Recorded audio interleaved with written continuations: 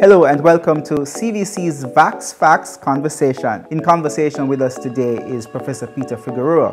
Professor Figueroa is Professor of Public Health, Epidemiology and HIV at the University of the West Indies Mona campus, and he is also a part of the World Health Organization's working group on the COVID-19 vaccines. Professor Figueroa, thank you so much for joining us. Let's start by talking a little bit about the regional COVID-19 vaccine rollout. How are we doing? What are some of the things we're doing well? What are some of the things we're not doing so well? And what would you say is the major challenge we're facing? Well, what is good is that the rollout has started. It did require some gifts of vaccine, including from India, to get it going. But among the UK overseas countries, like, Turks and Caicos, British Virgin Islands, Montserrat, they got vaccine early. So it's impressive. They have been using the Pfizer vaccine in some of these countries, in Bermuda, in Turks and Caicos, Cayman Islands. They're using this vaccine effectively, and they have now vaccinated over 20% of their populations, which are relatively small. So what is good now is that nearly every country in the Caribbean has started, and they've begun to roll out the vaccine, of course, giving first the frontline workers, especially the health workers, as well as the elderly. What is the biggest challenge is that there is a severe shortage of the vaccine internationally.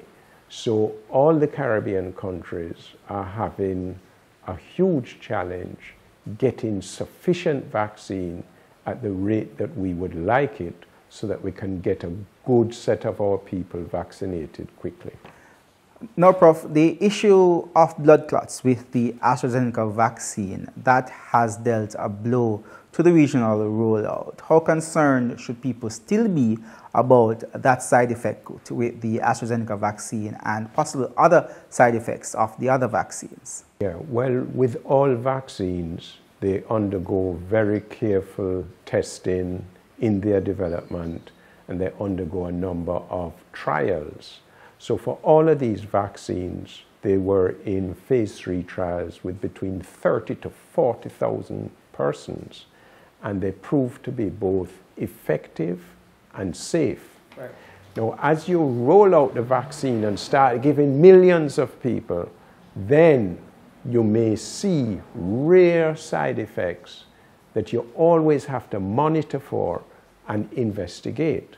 So with the messenger RNA vaccines, when they were beginning to be rolled out in North America, they noticed a severe allergic reaction that occurred on the basis of maybe anywhere between 2 to 4 times every million doses. These were not seen in the vaccine trials, but this is why we always, when we're giving a vaccine, have adrenaline and an antihistamine available, ready medical support, so that you can respond to any emergency like a severe anaphylactic reaction. So for the messenger RNA vaccines, we say if you have a history of a severe adverse reaction, an anaphylaxis, then it's better not to take that vaccine. Right. Take like the AstraZeneca vaccine.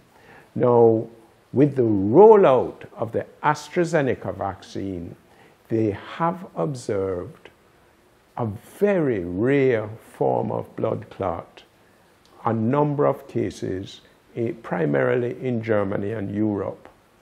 When you compare persons who have got the AstraZeneca vaccine and you look for blood clots generally, the overall number of blood clots in persons who get the AstraZeneca vaccine is actually less than what is expected in the general population. Yeah. Because for persons over 50, you would expect 5 of them getting out of 1,000 getting blood clots every year. So this is something that occurs. So they did the right, well, not all of us think they did the right thing by stopping. They did the right thing by investigating. But when you look at the death rate of persons who are at risk, let's say persons over 70 years of age. If you're over 70 years of age, 1 out of 10 might die from COVID. The blood clots that they're seeing, I think they have less than 20 out of millions of persons who have been vaccinated. So you weigh the benefit of the vaccine against a very rare risk, which is still being assessed and investigated to understand, is it actually related to the vaccine, which it appears to be, but overall the risk from the vaccine is very, very low.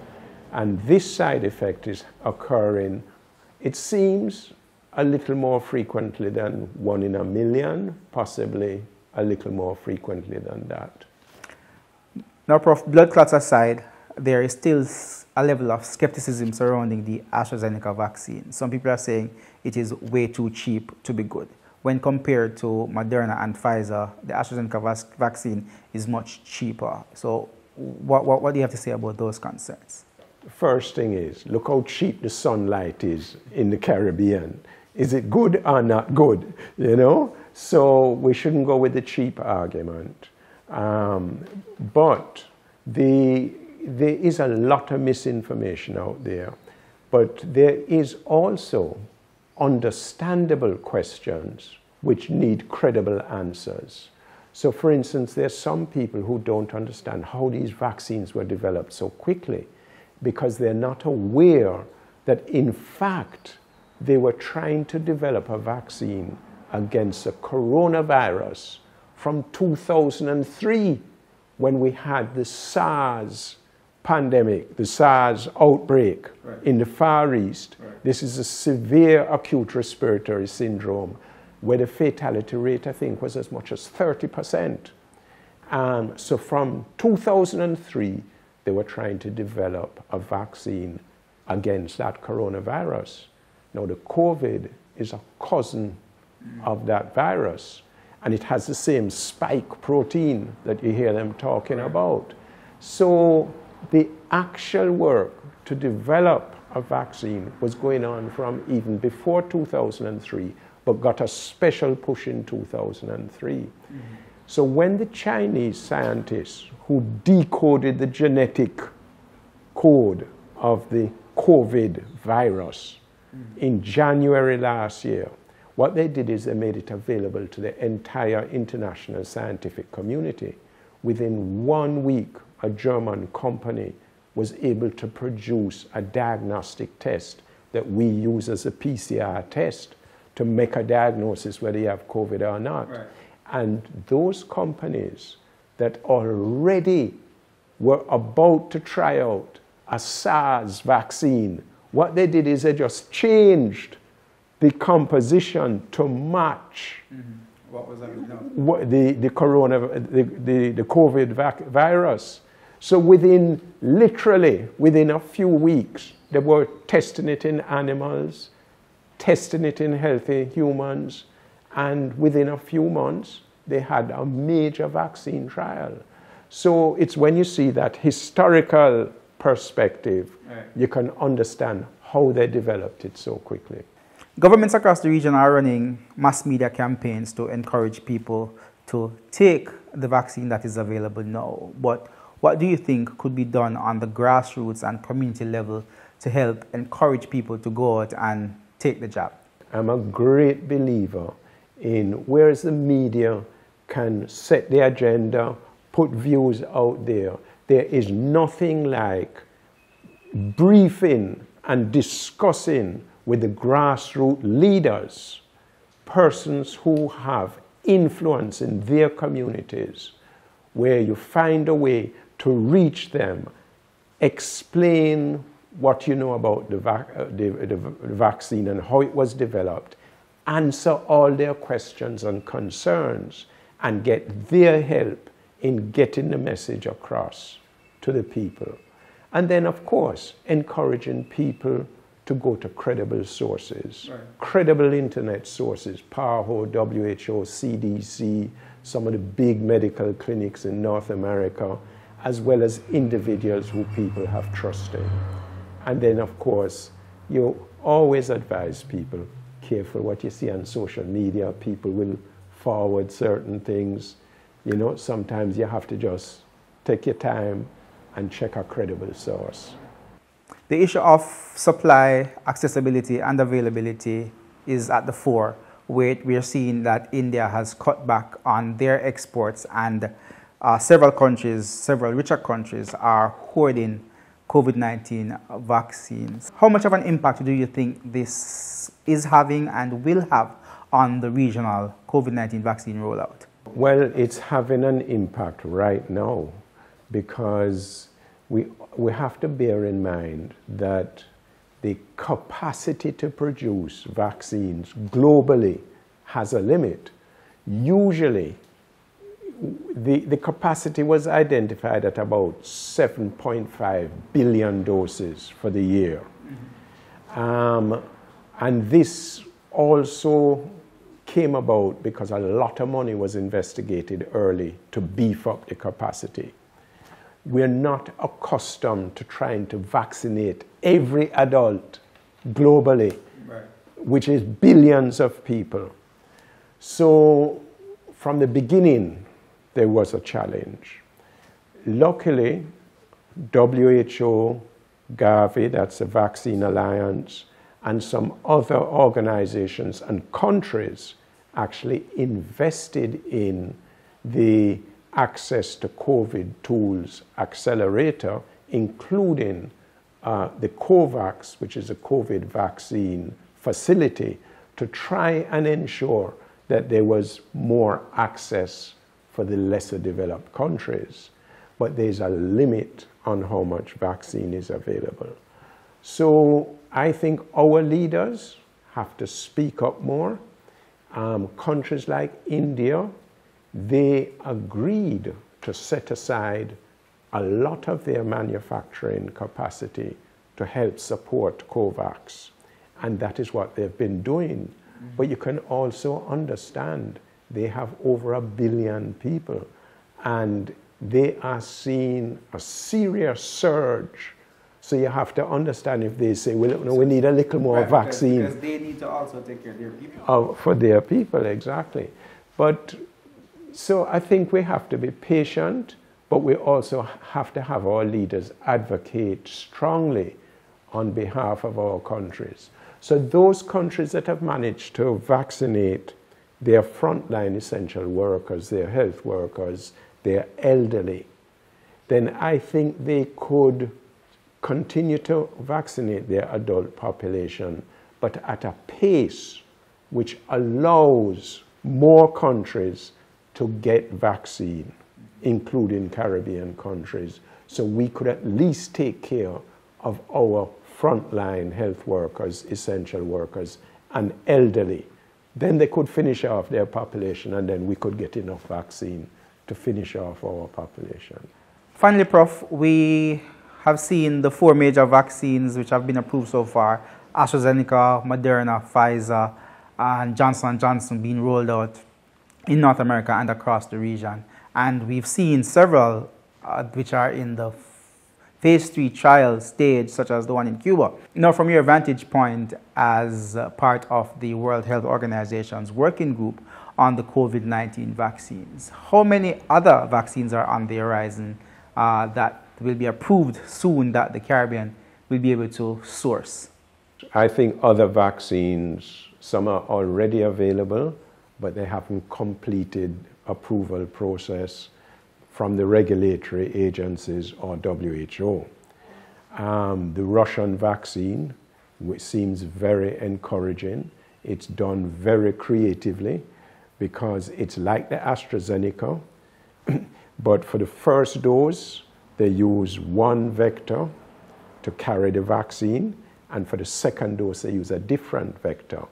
They did a similar thing for the Ebola vaccine that they developed, and which was also used in the Congo. It's a very creative vaccine, and I am hopeful that that one will be approved soon. So that's one vaccine. But that's another level of skepticism with the Russians.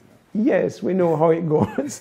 But do you know, Russia and the United States actually collaborated through the World Health Organization to help eradicate smallpox, right? And they also collaborated in relation to the development of the polio vaccine. So there are some precedents. So and they were in space working together. Sometimes when them cussing each other down on Earth, American astronaut and Russian cosmonaut are in the space station working together, you know, but we don't see it all the while. You know, we see the quarreling more than the cooperation. We need more cooperation.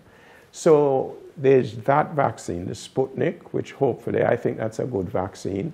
They're the two Chinese vaccines, Sinovac, Sinopharm, and there are several other vaccines. Cuba has 3 or 4 different vaccines under development. Cuba, they have a highly developed biotechnology sector. They've done a lot of studies, including for WHO. So I'm just waiting on those results from those trials. I am confident that at least a couple of those vaccines are going to be good. And, you know, there are scores of other vaccines in development. So if we can just be patient, but, you know, our people tend to be impatient. They don't want to continue to wear the mask and to maintain the physical distancing. At the hand, oh Lord, the lockdown thing is, you know, people are resisting it.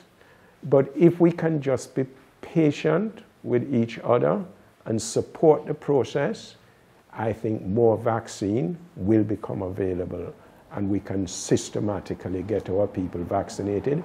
And the more of our people who come forward and get vaccinated, those who are a little more hesitant, they will be more forthcoming and willing to step forward as well. That's a very optimistic note on which we will end. So thank you so much, Prof, for joining us on our Facts conversation. And for those people who may be concerned that we weren't sitting 6 feet apart, Prof has already had his vaccine. My first dose. First dose of his vaccine, and I have some immunity left. so all COVID protocols were observed for this. Thanks again, Prof. Thank you. Appreciate the conversation. Sure.